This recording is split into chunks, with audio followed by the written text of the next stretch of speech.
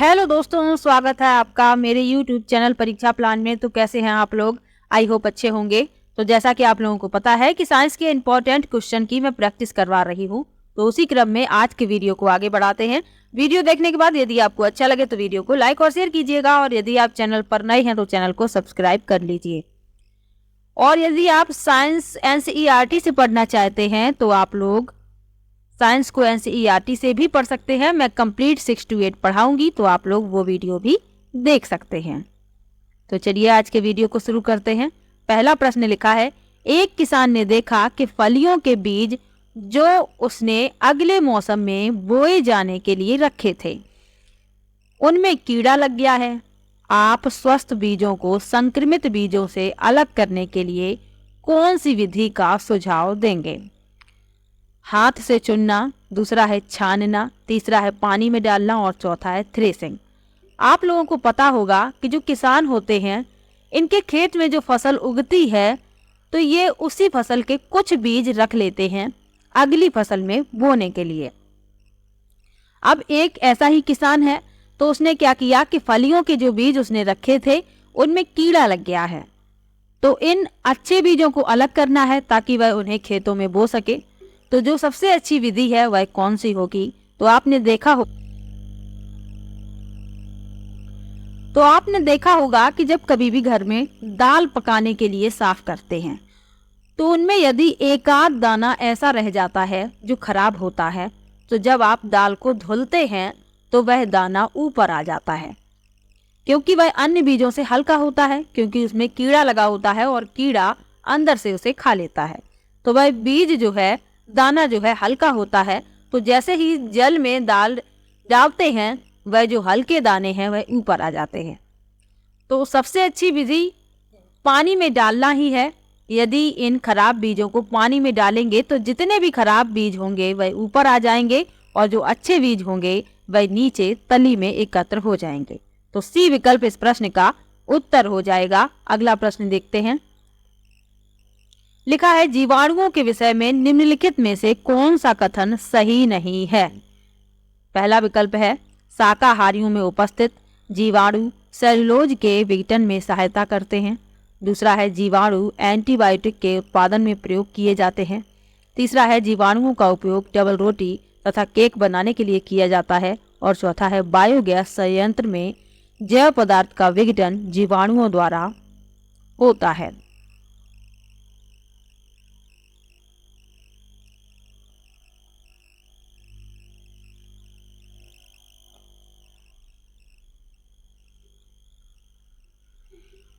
अब जो सही नहीं है वह बताना है, यानी 3 इसमें जीवाणुओं के विषय में सही लिखे हुए हैं और 1 गलत लिखा हुआ है। तो चलिए एक एक करके देख लेते हैं कौन गलत है कौन सही है।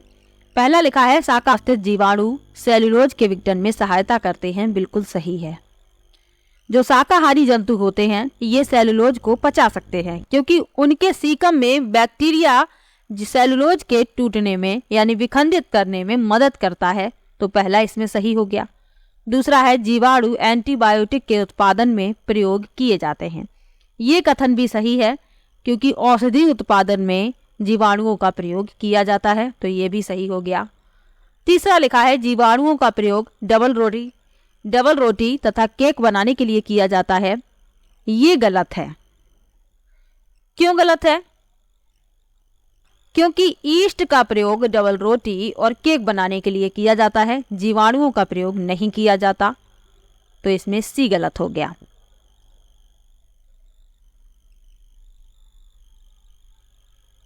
और गलत ही पूछा गया है, तो सी विकल्प इस प्रश्न का उत्तर हो जाएगा। और जो चौथा है वो भी जीवाणुओं के विषय में सही लिखा हुआ है। तो इस प्रश्न का जो उत्तर है वह है सी विकल्प।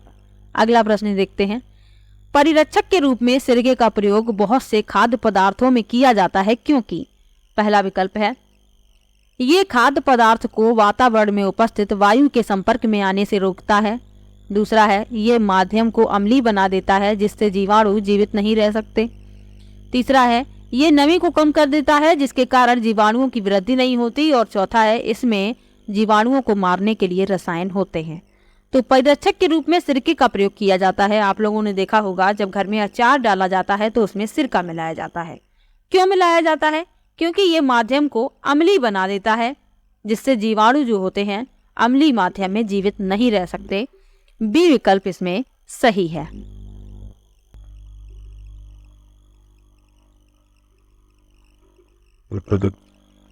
तो इसमें लिखा है लकड़ी का जलना, पहला वाला।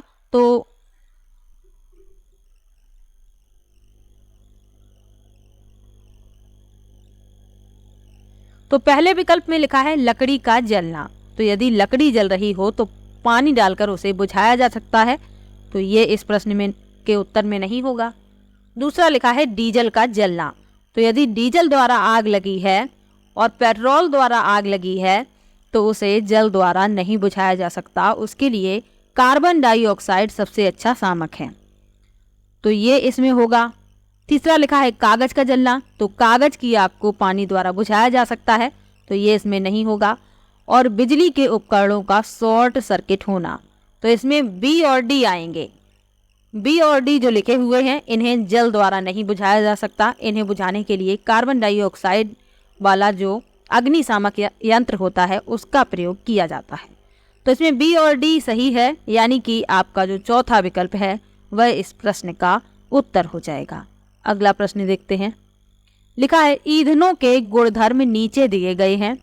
ईंधन दिया गया है, इनका जो कैलोरी मान है वह दिया गया है, अवस्था दी गई है, प्रज्वलन ताप दिया गया है, और क्या बताना है घरेलू उपयोग के लिए इनमें से कौन सा सबसे उपयुक्त विकल्प है।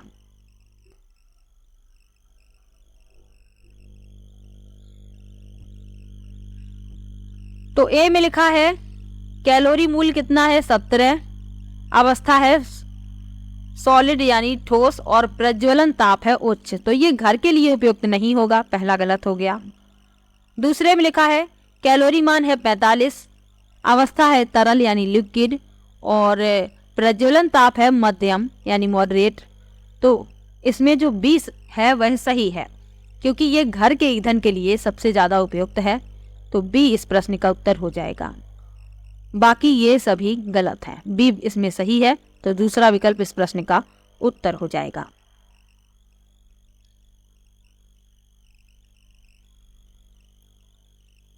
अब बी क्यों उत्तर है ये भी जान लीजिए। एक अच्छा ईंधन वह होता है जो आसानी से उपलब्ध हो, सस्ता हो, मध्यम दर से जलता हो और बड़ी मात्रा में ऊष्मा उत्पन्न करता हो।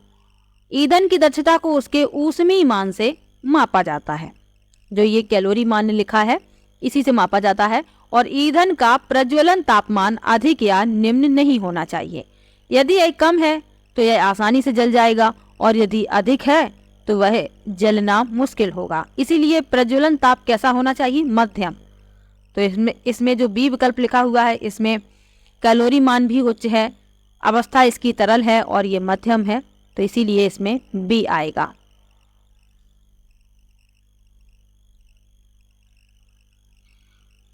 अगला प्रश्न देखते हैं।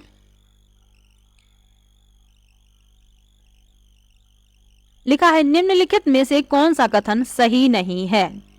पहला लिखा है मृदा अपरदन के कारण मरुस्थलीकरण होता है। दूसरा है वनोन्मूलन, वनों के काटे जाने के कारण भौम जल का स्तर गिरता है। तीसरा है मवेशियों की अत्यधिक चराई के कारण वनोन्मूलन होता है, और चौथा है जैव विविधता की क्षति के कारण वनोन्मूलन होता है। तो इसमें जो सही नहीं है यानी जो गलत है वह बताना है। मृदा अपरदन के कारण मरुस्थलीकरण होता है, सही है। वनोन्मूलन यानी वनों के काटे जाने के कारण भौम जल स्तर गिरता है, ये भी सही है। मवेशियों की अत्यधिक चराई के कारण वनोन्मूलन होता है, ये भी सही है। लेकिन जैव विविधता की क्षति के कारण वनोन्मूलन नहीं होता है, तो यही गलत है और गलत ही पूछा गया है, तो डी विकल्प इस प्रश्न का उत्तर हो जाएगा। अगला प्रश्न देखते हैं। निम्नलिखित में से कौन से कथन सही हैं। पहला लिखा है संकटापन्न प्रजातियों के विलुप्त होने का खतरा है। दूसरा है सभी विशेष क्षेत्रीय स्पीसीज यानी प्रजातियां संकटापन्न हो जाती हैं। तीसरा है उनके क्षेत्र में नए स्पीसीज के लाए जाने से विशेष क्षेत्रीय स्पीसीज के विलुप्त होने का भय हो सकता है। और चौथा है हॉट स्पॉट में कई विशेष क्षेत्रीय स्पीसीज होते हैं। अब इसमें जो सत्य कथन है वह बताने हैं। तो जो पहला लिखा हुआ है, संकटापन्न प्रजातियों के विलुप्त होने का खतरा है, बिल्कुल है। जो संकट में है, इनका अस्तित्व खतरे में है, आगे चलकर ये विलुप्त हो सकती हैं, तो ये सही है। इसके बाद लिखा है विशेष क्षेत्रीय, सभी विशेष क्षेत्रीय स्पीसीज संकटापन्न हो सकती हैं, ऐसा बिल्कुल भी नहीं है। किसी विशेष क्षेत्र में जो कोई विशेष प्रजाति पाई जाती है वह विशेष क्षेत्रीय प्रजाति या स्पीसीज कहलाती है, लेकिन वह सभी संकटापन्न नहीं हो सकती। तो इसमें लिखा है कि संकटापन्न हो सकती हैं, तो इसलिए ये गलत हो गया। सी सही लिखा है, उनके क्षेत्र में नए स्पीसीज के लाए जाने से विशेष क्षेत्रीय स्पीसीज के विलुप्त होने का भय हो सकता है, ये सही है। और चौथा भी सही है, हॉट स्पॉट में कई विशेष क्षेत्रीय स्पीसीज होते हैं। तो ए सी डी सही है, डी विकल्प इस प्रश्न का उत्तर हो जाएगा। अगला प्रश्न देखते हैं, निम्नलिखित में से कौन सा सेट एक कोष की है? पहला विकल्प लिखा है अंडाणु शुक्राणु, दूसरा है अंडाणु युग्मनज, तीसरा है शुक्राणु भ्रूण और चौथा है युग्मनज भ्रूण।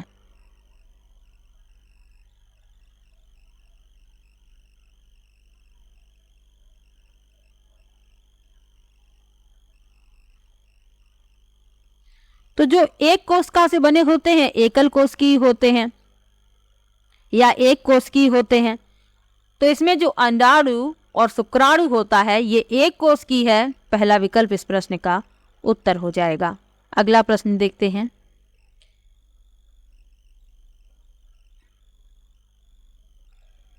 लिखा है मानवों में ए एक अंतःस्रावी ग्रंथि भी है और यह बी हार्मोन उत्पन्न करती है, जिसकी कमी से सी रोग हो जाता है।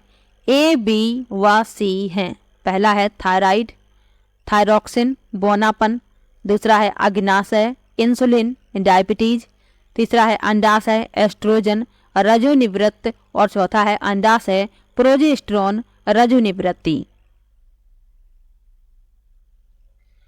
तो मानवों में ए एक अंतःस्रावी ग्रंथि है।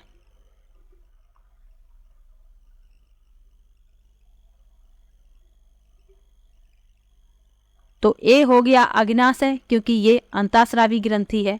अग्नाशय किस में लिखा है? बी में लिखा है। और ये बी हार्मोन उत्पन्न करती है, यानी इंसुलिन ये उत्पन्न करती है और इसकी कमी से डायबिटीज रोग हो जाता है। बी विकल्प इसमें सही हो जाएगा। अगला प्रश्न है निम्नलिखित में से कौन से स्थान पर सबसे कम वायुमंडलीय दबाव होने की संभावना है? पहला है मुंबई, दूसरा है नागपुर, तीसरा है जयपुर और चौथा है मनाली। तो ऊंचाई पर वायुमंडलीय दाब जो है कम हो जाता है। अब आप विकल्प में देखेंगे कि जो शहर सबसे ऊंचाई पर बसा है वहां पर वायुमंडलीय दाब कम होगा।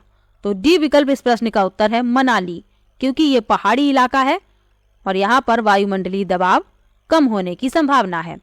अगला प्रश्न है, यह देखा जाता है कि जब बिजली के बल्ब में विद्युत धारा गुजरती है तब उसका तंतु तो गर्म हो जाता है, लेकिन विद्युत धारा को ले जाने वाली तार नहीं चमकती। निम्न में से कौन सा इसका कारण हो सकता है? यानी ये पूछा गया है कि जब बल्ब में विद्युत धारा गुजरती है तो बल्ब चमकने लगता है, रोशनी देता है, लेकिन जो तार विद्युत धारा ले जाते हैं वह क्यों नहीं चमकते? इसका कारण पूछा गया है। पहला विकल्प है तार की प्रतिरोधकता तंतु से अधिक है, दूसरा है तार की प्रतिरोधकता तंतु से कम है, तीसरा है तंतु प्रदीप्तशील पदार्थ का बना होता है लेकिन तार नहीं, और दूसरा है तार का गलनांक तंतु की अपेक्षा अधिक है।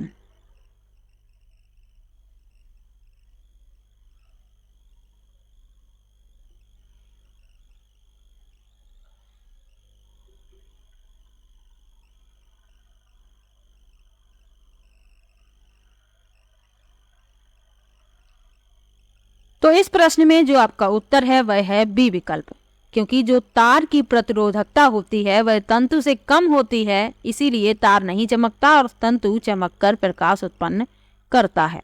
अगला प्रश्न है, सिलेंडर में एलपीजी एक द्रव पदार्थ के रूप में होती है, सिलेंडर से निकलते हुए वह गैस बन जाती है, इसे जलाकर ऊष्मा पैदा की जाती है। निम्नलिखित में से कौन सा कथन सही है? यानी ये जो 3 कथन लिखे हुए हैं इनमें से जो सही कथन है वह बताना है।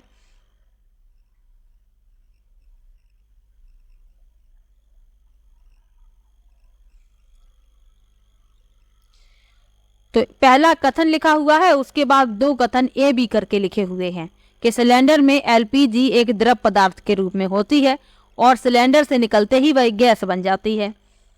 इसके बाद क्या लिखा है, इसको जलाकर ऊष्मा पैदा की जाती है।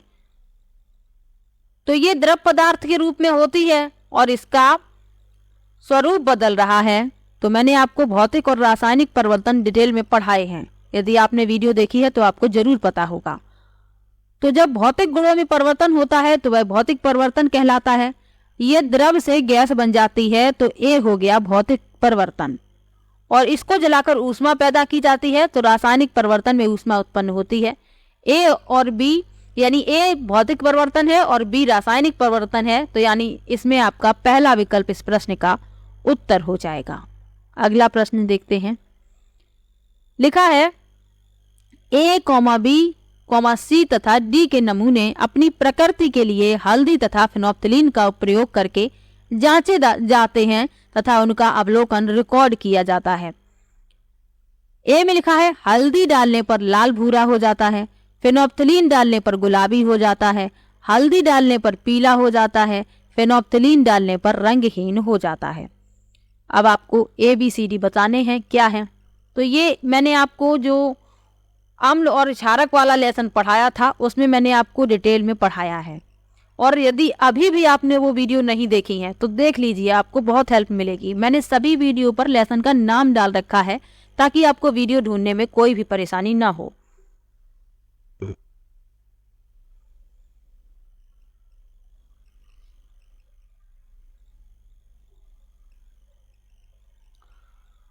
तो हल्दी जो होती है वह क्षारीय माध्यम में लाल रंग देती है। आप लोगों ने देखा होगा जब कभी भी आपके सफेद कपड़े पर हल्दी का दाग लग जाता है और जब आप उस पर साबुन लगा देते हैं तो वह स्थान लाल हो जाता है।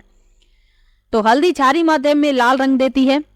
इसके अलावा अम्लीय माध्यम में पीली ही रहती है। और जो फिनोप्थिलीन होता है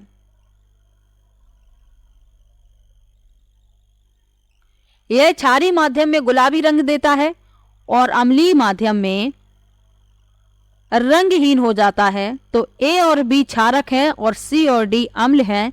तो अब आप लोग देख लीजिए किस विकल्प में लिखा है। ए और बी क्षार हैं और सी और डी अम्ल हैं। डी विकल्प इसमें आपका उत्तर हो जाएगा। तो आज की वीडियो में मैंने कुल 13 प्रश्न लिए थे। किसी भी प्रश्न में आपको डाउट हो आप कमेंट बॉक्स में जरूर लिखिए। इसके साथ ही पेपर फर्स्ट के लिए EVS की तैयारी भी मैं करवाने लगी हूँ, जिसकी पहली वीडियो भी आई है। यदि आप लोगों का रिस्पॉन्स उस पर अच्छा रहा तो मैं उस वीडियो को कंटिन्यू करूँगी। तो चलिए मिलते हैं नेक्स्ट वीडियो में। और NCERT वाली वीडियो यदि आपने अभी तक नहीं देखी है तो देख लीजिए, सब पर टाइटल डले हुए हैं, आप लोग आसानी से वीडियो ढूंढ सकते हैं। और जो भी टॉपिक आपको अभी ना समझ में आया हो उसे दोबारा से पढ़ लीजिए, अभी आप लोगों के पास समय है। आप लोगों का साइंस में कोई भी प्रश्न गलत ना हो, यही मेरा मकसद है। तो चलिए मिलते हैं नेक्स्ट वीडियो में, तब तक के लिए बाय बाय।